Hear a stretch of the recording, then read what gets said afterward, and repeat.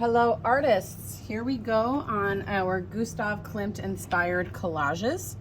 The materials that you see on your desk, on my desk, are the ones that we will need today. We're going to begin with 2 strips of paper. You'll notice that one is wide and one is narrow. You will choose one of each. Your color choice is yours. And let's start with the wide one first. We're going to fold it in half and then press it down, fold it in half again, press it down to make it nice and flat. And now we are going to draw a shape as big as you possibly can on this piece of paper. The shape should be a simple shape like a circle, a square, triangle, rectangle, semicircle. Excuse me, I'm gonna draw an oval. See how I'm trying to take up as much of this page as I can. I am not wasting. Now I'm ready to cut. When you cut, you put your thumb in the little hole, scissors in the big hole. This helping hand's job is to pinch all of these together. So I'm gonna pinch, and this hand will turn the paper while I'm pinching. The reason we wanna pinch is because you don't want these papers to move while you're cutting. Open your scissor wide. This is the strongest part of your scissor. You'll begin just using the inside, and then slowly turn your paper. I'm pinching with this hand as I'm cutting.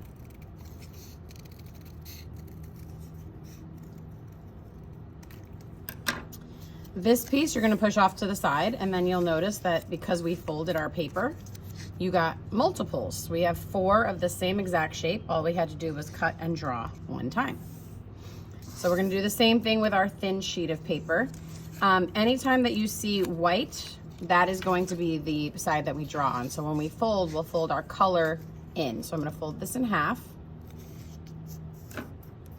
press, fold it in half, press, and now I'm gonna draw this shape again as big as I can on here. That's not what I'm talking about, right? That's very small, that's wasting paper. So when we draw our shape, we're trying to get as big as we can make it on this little piece of paper. And we're gonna repeat the same steps. Pinching and turning with the helping hand, open my scissors big, and cut slowly while I am turning the paper and pinching at the same time.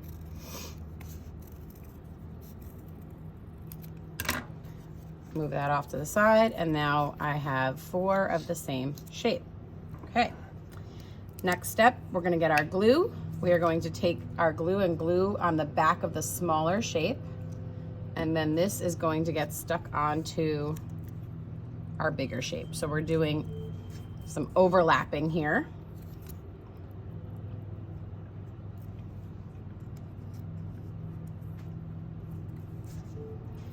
I'm doing the same thing to all of my shapes. Flip it, glue it, stick it. And just make sure you press them down so that they're nice and flat. You don't need to put the top on your glue. It's just a good habit to get into. Then you're gonna get your gold background, and you're going to decide how you want to glue these shapes on. Now, the one request I am making is that these shapes are going to stay together. So it's like a group of friends who are just hanging out together. We're not gonna put them randomly like this, okay? We're gonna choose a part of our artwork and we're going to put them together. So maybe these shapes are gonna live in a line like that, or they could be in a line over here, or they could be in a group in the corner like this, or they could be in the middle like this. The only thing that I'm gonna ask is that when you glue your shapes, you don't glue them so that they are touching. So if I did it like this, that's too close together. Sorry about the announcements right now. They're testing the speakers. Okay. So when you glue, just make sure that they are glued a little bit apart so that they are not touching. That's kind of cool. Okay. So I'm going to decide how I like it, and then I'm going to glue it. We always put the glue on the back of the smaller shape. We never put it on the background. So I'm going to put glue and stick it. And when you're putting your glue, you don't want to just put it in the middle. You want to try to get out to the edges enough so that your shape sticks down. I like to get the glue off the side of my glue stick, so I'm kind of rolling it and then I'm using my glue stick to spread it. After I stick them down, I'm gonna rub them flat. Okay. None of my shapes should be touching. None of them should be getting off the edge of the paper. Now I'm gonna just make sure they're flattened.